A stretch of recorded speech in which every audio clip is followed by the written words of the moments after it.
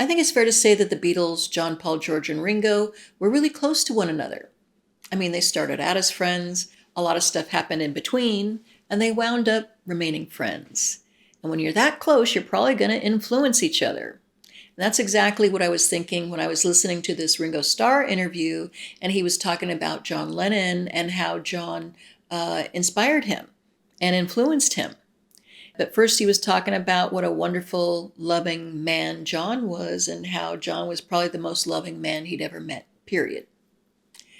And then he talks about whenever there was a pool around, John would go over there and like dive right in and swim around. And by the time he got out of the pool and he's drying himself off, Ringo said, I was just barely getting my feet wet. And he said, that's what inspired me, like inspired me not to be afraid of change. And so I'm wondering, is that what made Ringo not be afraid of diving right into being an actor? Is that what made him not be afraid of forming an all-star band and tour, year after year after year? Is that what made him go ahead and try his hand at doing all kinds of different art?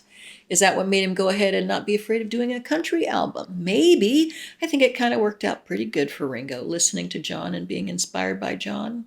And John had a very similar influence on George Harrison. In a lot of interviews that George gave, and he's talking about the concert for Bangladesh, he credits John for inspiring him.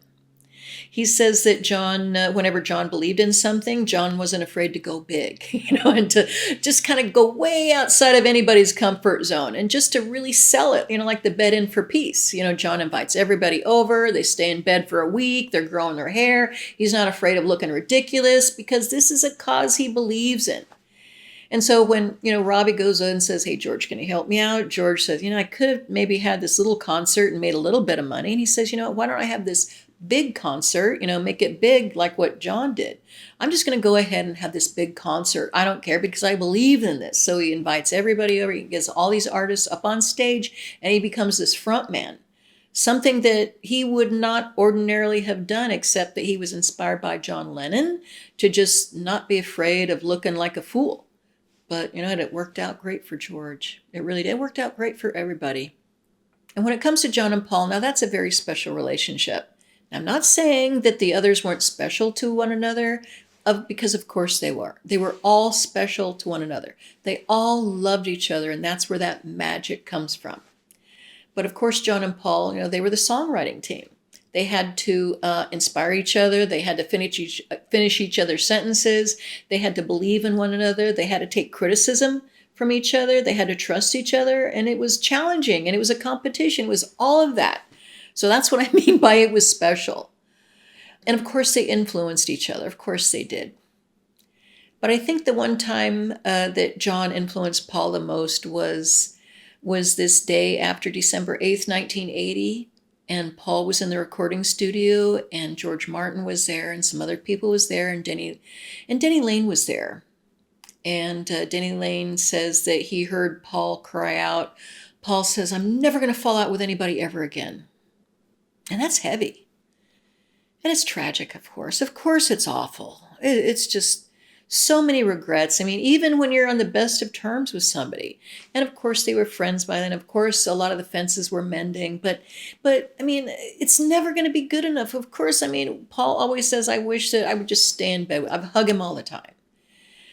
Because that's what I mean by this was a really big influence on Paul, because, he keeps on talking about it in those terms, like, I would just stay in bed with him all day. I would just tell him every day that I loved him. I mean, Ringo says the same thing. And I would just want to tell, both John and George that I loved them. John was a really big personality, and so obviously he's going to have a big influence on the people he was close to. He was one of those guys who was never afraid of change. He would try this and try that and say, this didn't work out, this didn't work. Oh, well, that was a mistake. I'm sorry. But he wouldn't stop. He would just keep on trying and trying and trying and trying and trying all these different things. That's a wonderful legacy to leave. Like not being afraid of change, putting yourself out there for something you believe in, and just to keep on going and going and going, and to live a life without regrets. So happy birthday, Johnny. Happy 85th birthday. Thank you so much. And thank you all so much for being here with me again. I really, truly appreciate it. And until next time, peace and love one another. Take care. I still believe all you need is love. I still believe in the fact that love is what we all need.